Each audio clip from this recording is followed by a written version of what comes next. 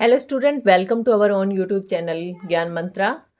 आज हम class 10th कौन सी क्लास 10th के क्वेश्चन कर रहे हैं।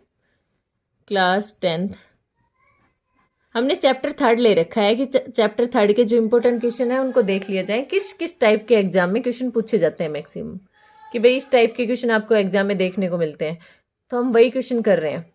हमने लास्ट क्लास में करा था कि इनफाइनाइट सोल्यूशन के लिए क्या कंडीशन होती है। इसके अलावा हमारे पास पैरेलल लाइन आई तो क्या कंडीशन होती है, लाइन इंटरसेक्ट कर रही है तो क्या कंडीशन होती है।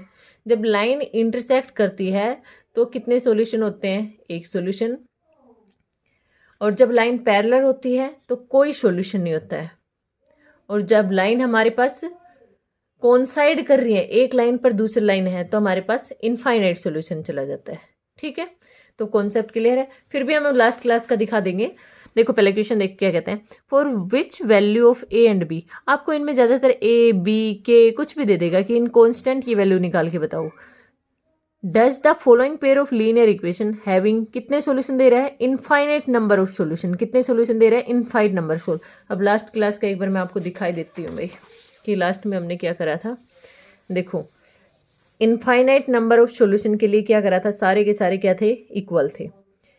नो सॉल्यूशन के लिए क्या करा था, पहले दोनों तो इक्वल थे बट थर्ड क्या था, नॉट इक्वल था। क्लियर है। इनफाइनाइट सॉल्यूशन के लिए सारे इक्वल थे हमारे पास। तो एक बार लिख लो, फॉर इनफाइनाइट सॉल्यूशन क्या है, for infinite solution, solution start करते हैं हम यहाँ से। फॉर इनफाइनाइट सॉल्यूशन कंडीशन हमारे पास क्या है, a1/a2 इक्वल है किसके, b1/b2। नॉट इक्वल है या इक्वल है, इक्वल है। क्योंकि आप ऐसे याद रखा करो, इनफाइनाइट सॉल्यूशन है मतलब एक लाइन पर ही दूसरी लाइन है तो सारे के सारे सेम जाएंगे। तो क्या है, c1/c2। अब a1 a2 b1 b2 ये क्या है, तो यहाँ से देखो ये a1 ये b1 ये c1। नो, c1 जब बोलोगे जब इस 7 को दूसरी तरफ लेके जाओगे। क्योंकि देखो इक्वेशन हमने ऐसे ही बनाई थी ना यहाँ पर कि c1 इधर था तब बोला था ना c1, तो 7 तो दूसरी तरफ है, तो दूसरी तरफ है 0 की तरफ, तो इसको इधर लाएंगे तो लिखेंगे ना। तो लिख दूँ मैं, a1 की वैल्यू तो 2 है, b1 की वैल्यू कितनी है, 3 है, और c1 की वैल्यू कितनी है, -7। Got it. यहाँ से मैं लिख रही हूँ a2, a2 की वैल्यू कितनी है मेरे पास, a-b है। b2 की वैल्यू कितनी है, a+b है।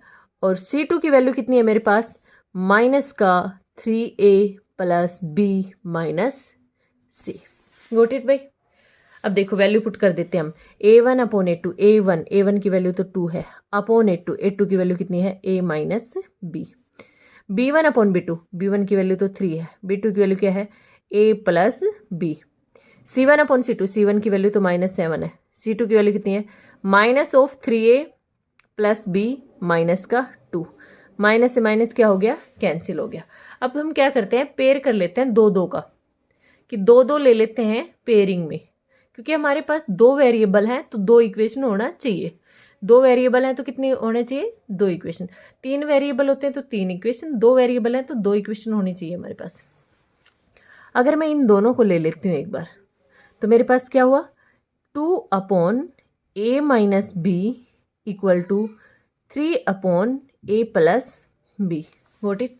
अब मैं क्रॉस मल्टीप्लाई करती हूँ, ये इधर गया और ये इधर गया, तो क्या हो गया हमारे पास, 2a+2b इक्वल टू 3a-3b।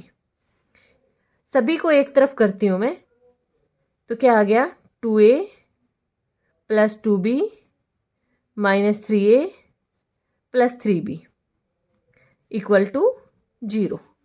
क्योंकि ये तो माइनस का हो गया, ये दूसरी तरफ गया तो क्या हो गया, प्लस का हो गया। अब देखो 3a और ये 2a, ये माइनस का है तो कितना बच गया, माइनस का ही। ये कितना हो गया, प्लस का 5b इक्वल टू 0। क्लियर। अब यहाँ से मैं इन दोनों को अगर साथ लूँ, इन दोनों को, तो मेरे पास क्या आता है, क्या लिया मैंने, 3/a+b equal to 7/3a+b-2। Cross multiply कर दो, इसको इधर इसको इधर, इधर गया तो क्या आएगा हमारे पास, 9a+3b -6 equal to 7a plus 7b। Clear है? 7a प्लस 7b हमारे पास आ गया। सभी को एक तरफ लिखा तो क्या आ गया, 9a plus 3b -6 -7a -7b equal to 0। अब देखो 9 में से 7 गया तो कितना बच गया हमारे पास, 2a। 7 में से 3 गया तो कितना बच गया, 4b। कैसा, माइनस का 4b इक्वल टू क्या है, 6। यहाँ से मैं कह दूं कि a को मैं दूसरी तरफ ले जाऊं तो 5a की वैल्यू क्या आएगी, 5b की वैल्यू क्या आएगी, a।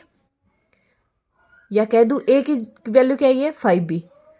ये मेरे पास कौन सी इक्वेशन आ गई, सेकंड आ गई। Put value of a in equation 2। Put value of a from first, पहली इक्वेशन से, कौन सी इक्वेशन में, सेकंड इक्वेशन में। तो पुट करते हैं वैल्यू ऑफ a की। तो 2a की वैल्यू कितनी है हमारे पास, 5b minus 4b equal to 6। यहाँ से कितना हो गया, 5 2 जा 10b minus 4b equal to कितना आ गया, 6। 10 में से 4 गया तो कितना बच गया हमारे पास, 6b इक्वल टू 6। 6 से 6 क्या हो गया, कैंसिल। b की वैल्यू हमारे पास क्या आ गई है, 1 आ गई है। Clear? Now put value of b in equation first. Value of b की उठाई हमने, यहाँ रख दी फर्स्ट इक्वेशन में। Put value of b, b की वैल्यू हमने पुट करी 5 × 1 इक्वल टू a। तो a की वैल्यू मैं कह दूं, a की वैल्यू मेरे पास क्या आ गई है, 5, जो कि हमें कैलकुलेट करना था। क्लियर? a की वैल्यू क्या आ गई मेरे पास, 5, b की वैल्यू क्या आ गई है, 1। Got it? अब देखो नेक्स्ट क्वेश्चन देखते हैं हम। फिर भी अगर आपको इस क्वेश्चन में कोई डाउट आता है तो आप कमेंट में डाल दिया करो कि हमें डाउट आया है। किसी भी चैप्टर से आपको डाउट आ रहे हैं तो आप कमेंट में डाला करो कि उस चैप्टर के क्वेश्चन करवा दीजिए। अब नेक्स्ट क्वेश्चन पे फोकस करते हैं। नेक्स्ट क्या कहते हैं, देखो, for what value of a and b does the following pair of linear equation have no solution. अब याद करो नो सॉल्यूशन के लिए क्या था, कि a और b की कौन सी वैल्यू के लिए नो सॉल्यूशन रहेगा। आपको याद है ना, नो सॉल्यूशन में लास्ट में क्या लगाया था, नोट। देखो एक बार, नो सॉल्यूशन लास्ट में क्या लगाया था, नोट। ये लास्ट क्लास में हमने करवा दिया था, ये क्वेश्चन भी एज वाला भी, तो आप लास्ट क्लास को जरूर विजिट करना। अब देखो इस क्वेश्चन पे जाते हैं, सॉल्यूशन देखते हैं। सॉल्यूशन है हमारे पास फॉर नो सॉल्यूशन। कंडीशन क्या है हमारे पास, a1/a2 इक्वल है किसके, b1/b2 नोट इक्वल है किसके, c1/c2 के। तो सबसे पहले हम कंपेयर करते हैं। तो a1 की वैल्यू मेरे पास आई है, वो कितनी आई है, 3। b1 की वैल्यू आई है, वो कितनी आई है, 1। y के आगे कुछ नहीं दिख रहा, 1 है। c1 की वैल्यू बात करूँ तो वो कितनी है, -1। a2 की बात करूँ तो a2 मेरे पास क्या है, 2k -1। अच्छा भाई, यहाँ पर for what value of a and b नहीं है, for what value of k है, क्योंकि हमारे पास क्वेश्चन दूसरा उतारा गया है। For what value of k है ये हमारे पास। a2 हमारे पास क्या है, 2k -1। b2 की वैल्यू क्या है, k -1। c2 की वैल्यू क्या है, 2k + 1। क्लियर भाई? इस क्वेश्चन को मेंटेन कर लेना आपके। यहाँ पर for what value of k है, a b नहीं है, क्या है, k की वैल्यू फाइंड आउट करनी है। क्लियर है? अब कंडीशन के अकॉर्डिंग हम अप्लाई कर देते हैं। a1 की वैल्यू 3, तो क्या आ गया, 3/a2 कितना है, 2k -1। b1 की वैल्यू कितनी है, 1। b2 कितना है, k -1।